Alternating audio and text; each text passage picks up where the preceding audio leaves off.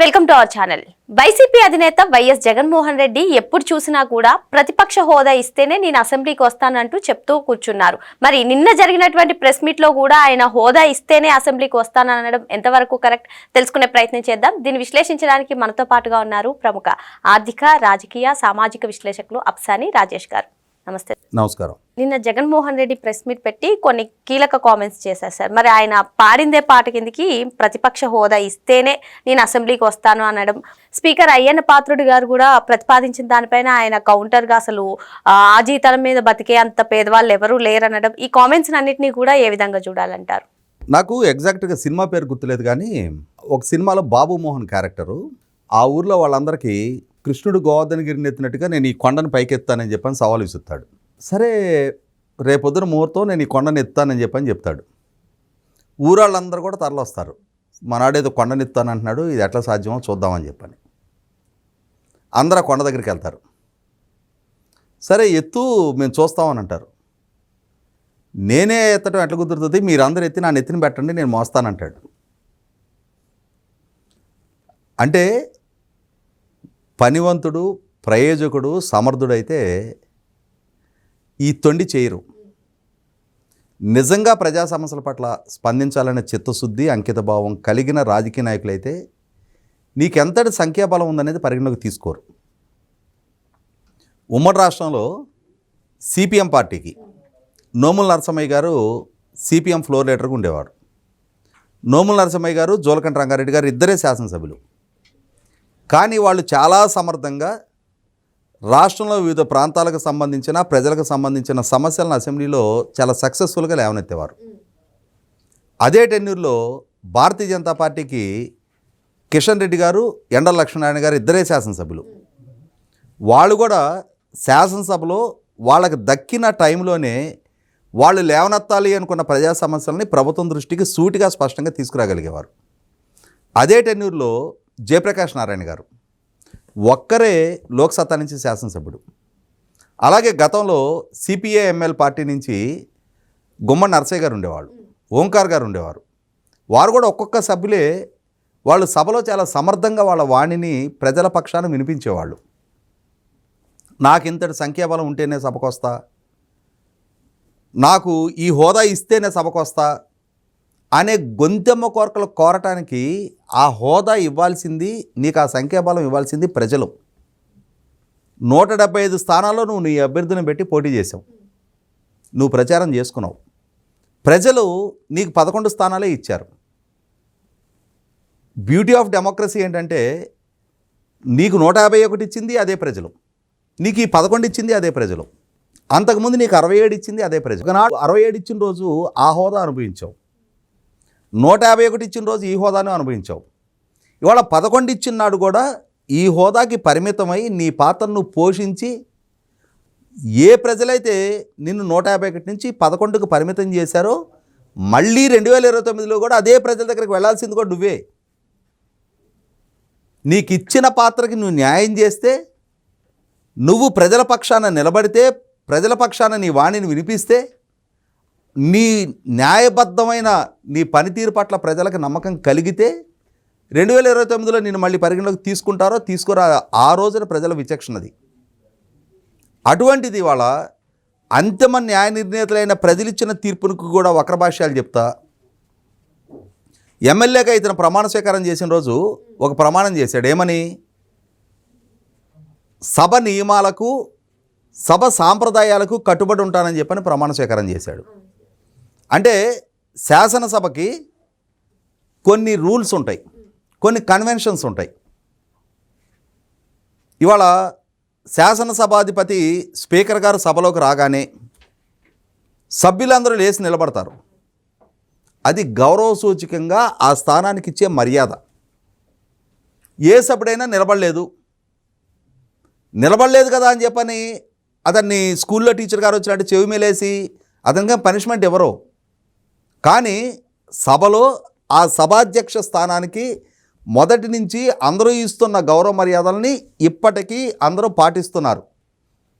ఇవి సభ సాంప్రదాయాలు. అలాగే సభకి కొన్ని నియమాలు ఉన్నాయి.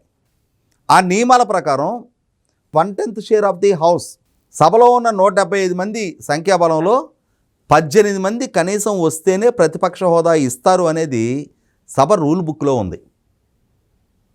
ఇది గతం నుంచి అమలు జరుగుతూ ఉంది.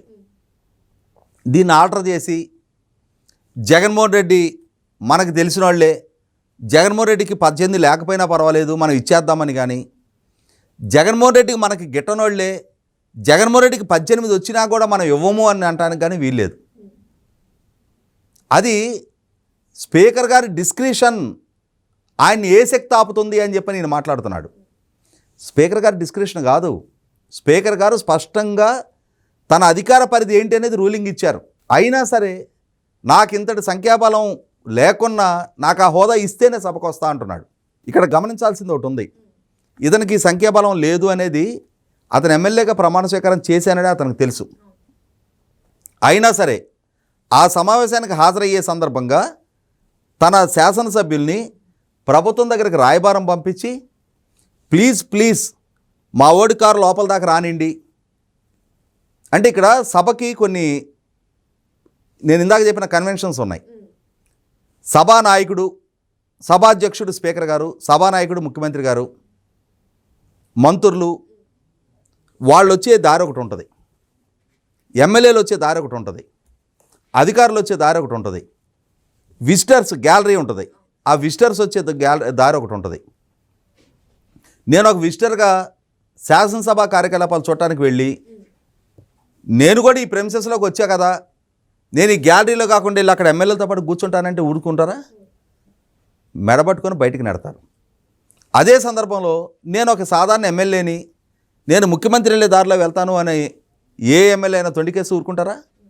సభ మార్షల్స్ ఉంటారు, ఈడ్చి బయట పారేస్తారు.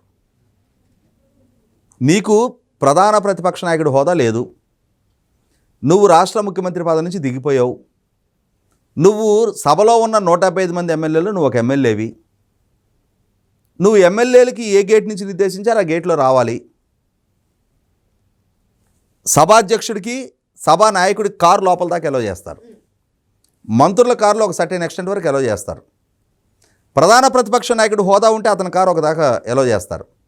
ఎమ్మెల్యేలు ఒక దగ్గర దిగి గేట్లో నుంచి నడుచుకుంటూ రావాలి, ఇతను కూడా అక్కడ దిగి నడుచుకుంటూ రావాలి. ఇతని అహం దెబ్బతినిపోయింది.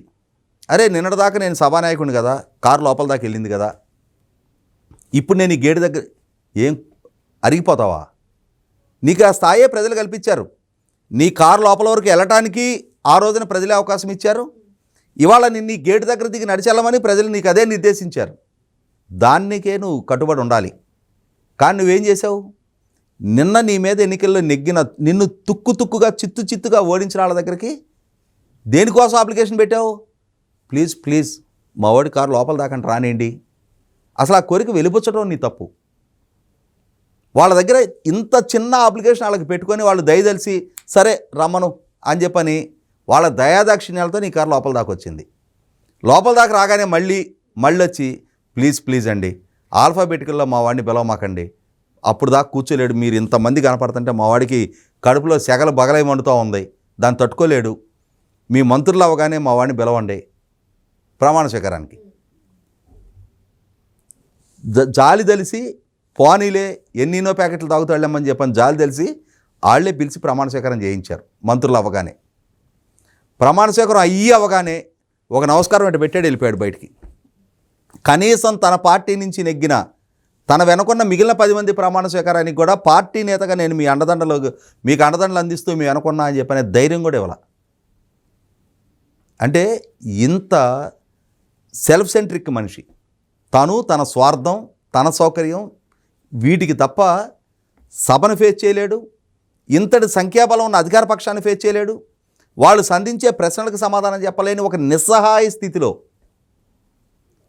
కేవలం ధైర్యం లేని పిరికి పందలాగా సభ నుంచి పారిపోయి ఆ సమావేశంలో పాల్గొనడానికి ఎటు తిరిగి తనకి ప్రధాన ప్రతిపక్ష నాయకుడు హోదా ఇవ్వరు కాబట్టి అని చెప్పని దీన్ని సాగ్గా చూపిస్తూ ఉన్నాడు. దీన్నే ఆడలేక మధ్యలో ఓడు అంటారు. నీ దగ్గర సామర్థ్యం ఉంటే మధ్యలో ఒక తప్పు దెబ్బ పడినా ఎవడు పట్టించుకోడు, ఆ రాగానికి తగ్గట్టుగా నత్తిస్తారు.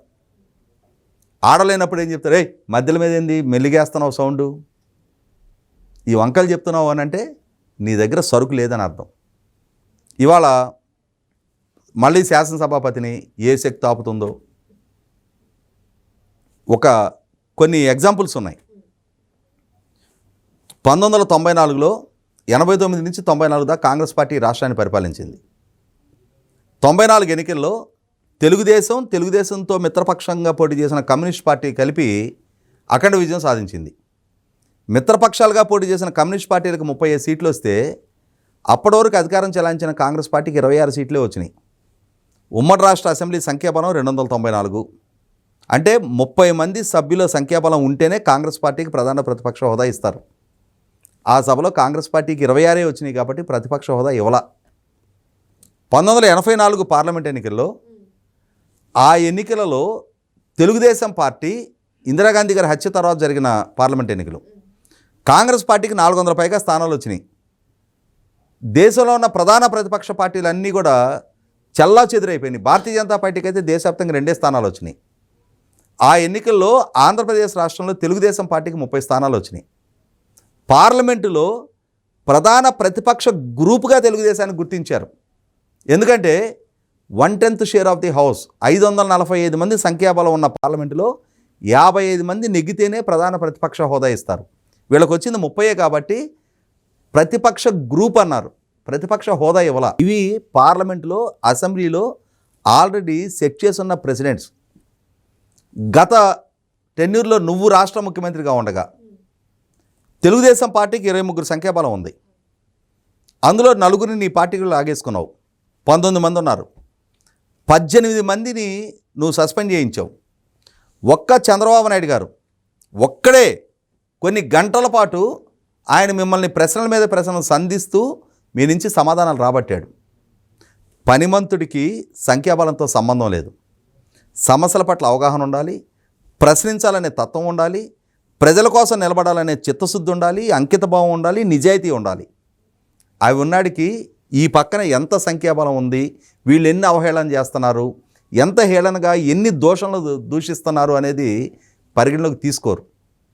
స్థితప్రజ్ఞత ప్రదర్శించి అసలు సిసల పోరాట పందా ప్రదర్శించి సభలో నిలబడి ప్రజల కోసం పోరాడతారు. అవి లేని పిరికి పందలు ఈ విధంగా కుంటి సాకులతోటి సభ నుంచి పారిపోతారు. మరో అంశంతో మళ్ళీ కలుద్దాం. Thank you sir.